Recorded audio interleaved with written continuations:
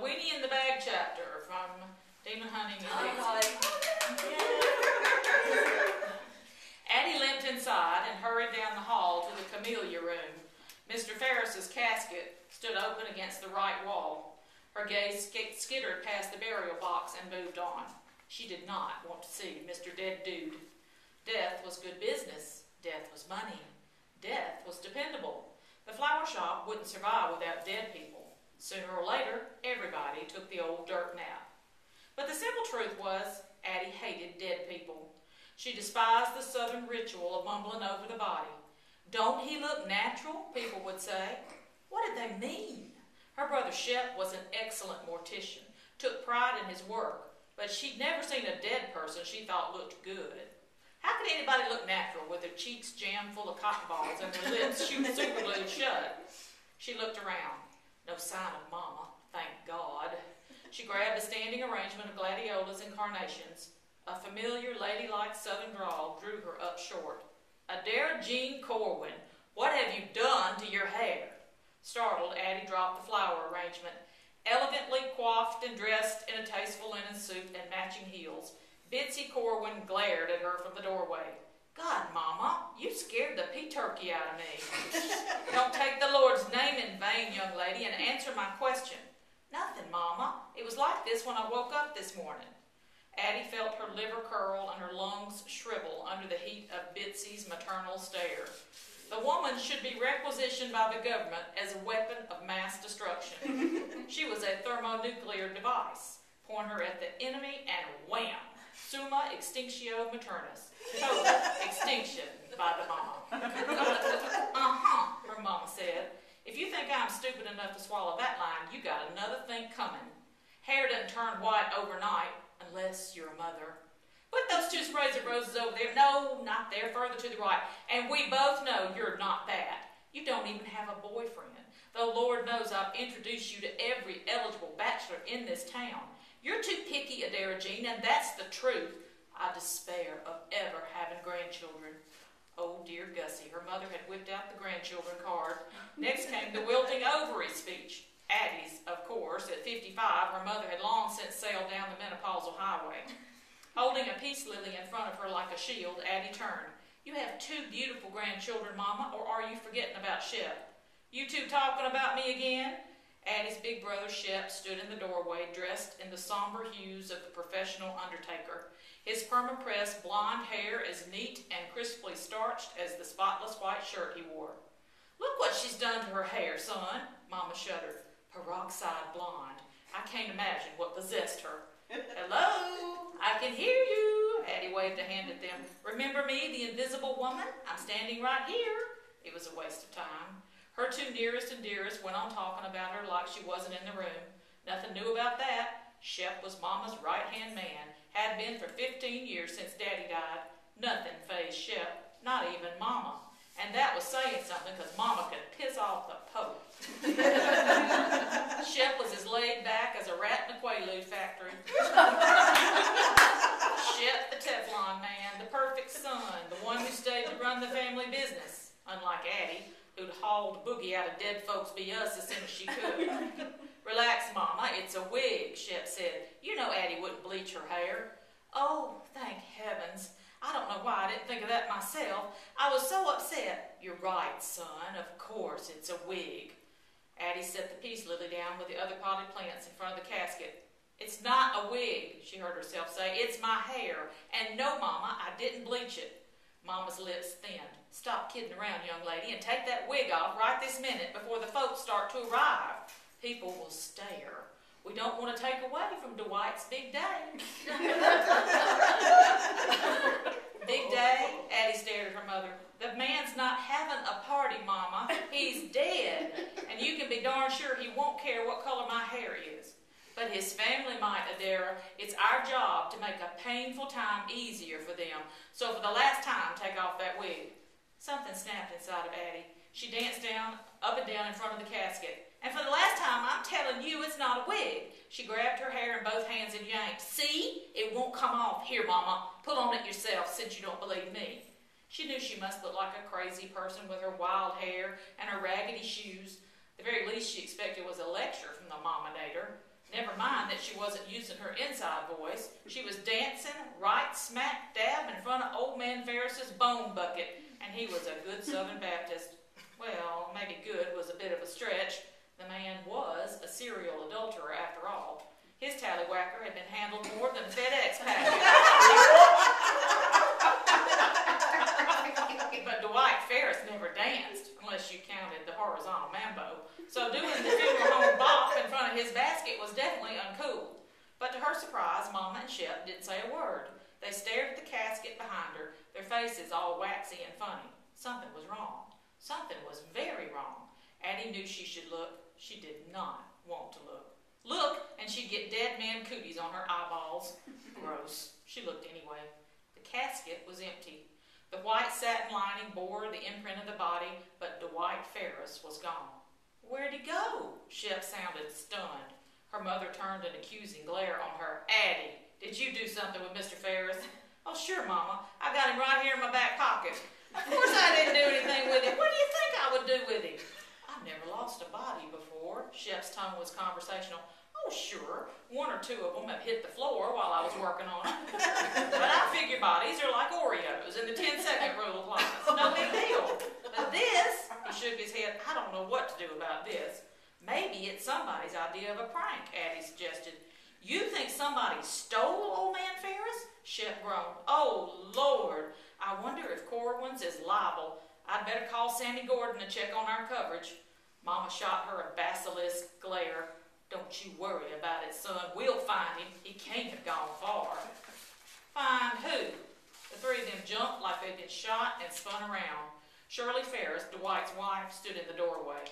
Everything about Shirley was round. Her face, her bright blue eyes, her melon-shaped breasts and wide hips. She was a round little blueberry of a woman in a belted Sunday dress and orthopedic shoes.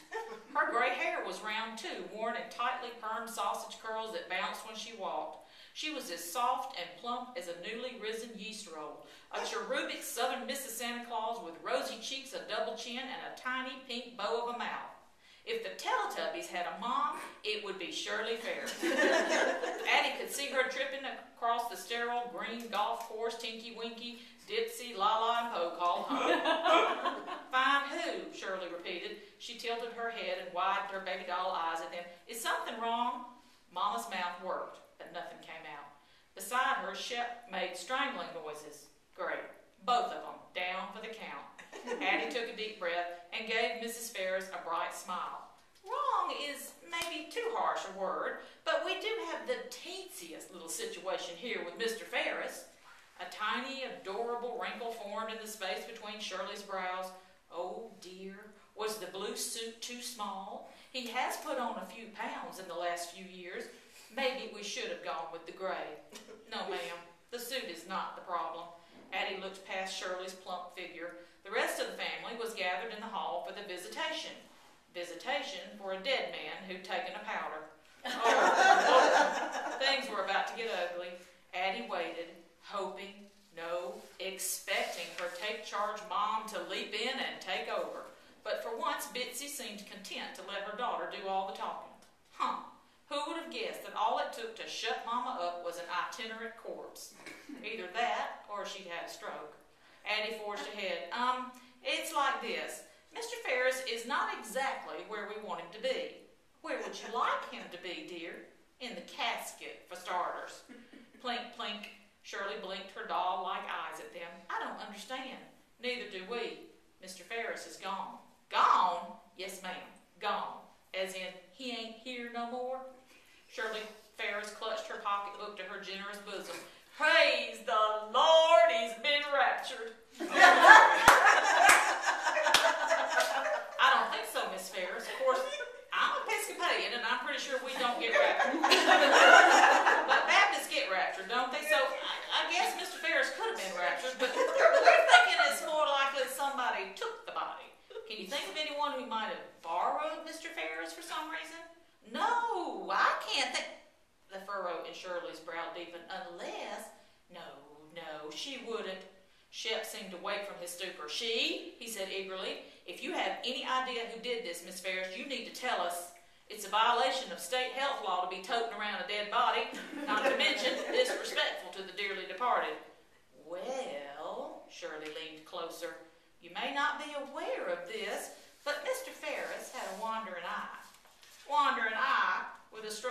Addie kept her face straight.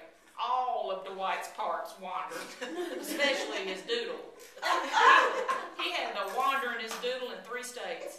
His doodle had its own set of legs. His doodle was hardly at home. And according to rumor, Dwight Ferris's doodle was hardly ever in his pants. Of course, now that he's in heaven with Jesus, all his earthly sins are forgiven, Shirley added. Yes, ma'am, Addie said, but Mr. Ferris's body isn't in heaven. In fact, we don't know where the Sam Hildy is, and that's the problem. There's a funeral scheduled in less than 2 hours, and we got no body. Do you have any idea where he might be? That's what I'm trying to tell you, dear. Shirley's pink mouth trembled. My husband had a girlfriend, a painted hussy by the name of Bessie Mae Brown. Maybe she can tell you where Dwight is.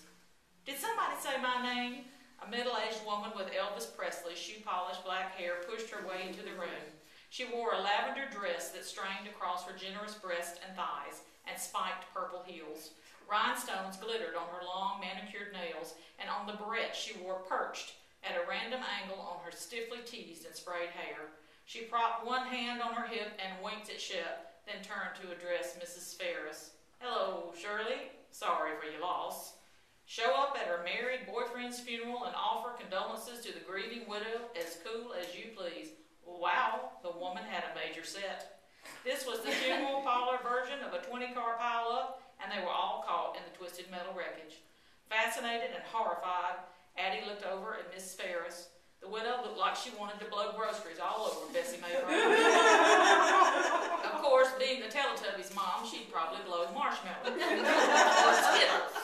Addie's stomach rumbled at the thought. Rainbow Skittles, or maybe Lucky Charms with all those little pink hearts and green clovers. What have you done with my husband, you Jezebel? Shirley's shrill voice recalled Addie to the nightmare. Me? Bessie Mae's heavily mascaraed eyes widened. What are you talking about? People in the hall heard the commotion and wandered into the room. A low, murmuring buzz began and grew as folks noticed the empty satin-lined box. Shirley pointed a fat finger toward the casket. My husband is missing, and I want to know what you did with him. Bessie Mae teetered across the room on her 4-inch heels. Sugar scrotum, she cried. She flung herself on top of the metal box. What have they done with you? Sugar scrotum, you? Please, Miss Brown. Addie hurried over to the wailing woman. This is highly inappropriate, not to mention downright tacky. She put her arms around Bessie Mae and tried to peel her off the casket. No! Bessie Mae screeched and hung on tighter, kicking her purple heels. I won't go, not until somebody tells me what happened to my sugar. Oh, Lord, have mercy, Jesus, Shep groaned, relapsing. What else? I can't take any more. Addie's mother toddled over to a chair. Somebody tell me when it's over. Shirley waved her pocketbook. I got your sugar right here, Bessie Mae Brown, she quavered in her Aunt Bee voice. Or at least the only part you ever cared about. A shiver of dread shot down Addie's spine. She let go of Bessie Mae. The woman was stuck like a tick to the damn casket anyway. She turned to look at Miss Ferris. Uh-oh, she said, when she saw the triumphant gleam in the widow's china blue eyes. Bessie Mae must have had a premonition too, because she unsuckered herself from the casket and turned around. What have you done, Shirley? She hiccuped.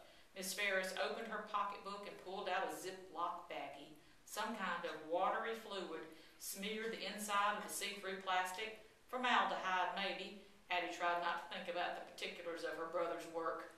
At rest, in the bottom of the bag like an abandoned hot dog, was Dwight Ferris's one-eyed monster. Or at least she hoped it was old man Ferris's one-eyed monster. She'd never met this particular monster, until now, thank goodness. As Addie stared, she could have sworn the thing winked at her. Your sugar's not here, and even if we find him, he won't be the same, Shirley said. What's more, you won't be diddling my husband in the afterlife. Nobody will, because I got his Winky right here. This Winky is finally all mine, and it's going to stay that way. I'm going to have it buried with me. I'm going to hold it in my cold, dead hand. I'm taking this Winky with me through the pearly gates. Not even St. Peter's prying this cold, dead Winky out of my hand. But maybe, if Dwight asked me real nice, mind you, I might let him have his Winky back in the hereafter. But only on special occasions and only if he plays tiddlywinks with me and nobody else. You crazy bitch, Bessie May launched herself at Miss Ferris. Growling like a pack of dogs after a meat wagon, the two women hit the floor and wallowed around. The family gathered in a circle to watch the cat fight. Shirley's dress rolled up like a window shade, exposing her chubby behind. The moon was full, and it wore support hose and flowery granny panties. My eyes! My eyes! Shep staggered back and collapsed into a chair beside his mother. Shep, don't just sit there, Addie cried. Do something. I can't. All I can see is Shirley's big old flowery butt. I think my retinas may be permanently scarred. Well, somebody has to do something. They're going to murder each other. Give me that weenie, Bessie May screeched, making a grab for the baggie in Shirley's hand. Shirley slammed her fist into the side of Bessie May's head. You stay away from this weenie, Bessie May Brown. This weenie's been Febreze and Clorox. I like to never got your coochie juice on. Mercy! Bitsy Corwin moaned and slid off the chair and onto the floor. Mama! Addie rushed over. Shep, what's the matter with her? Shep's shoulders shook. He lifted his head. Tears streamed down his face. Fainted, he gasped. I think it was hearing the words coochie and juice in the same sentence. Bessie and Shirley crashed into the flowers in front of the casket. My flowers, Addie cried. Shep, call the police before they wreck the whole place over Dwight Ferris's ding-dong. Shep whooped and fell out of his chair. Addie grabbed a vase of cut flowers off the table by the door. She was standing over Shep and Mama, pouring water on them, when Brand stalked into the room. The end.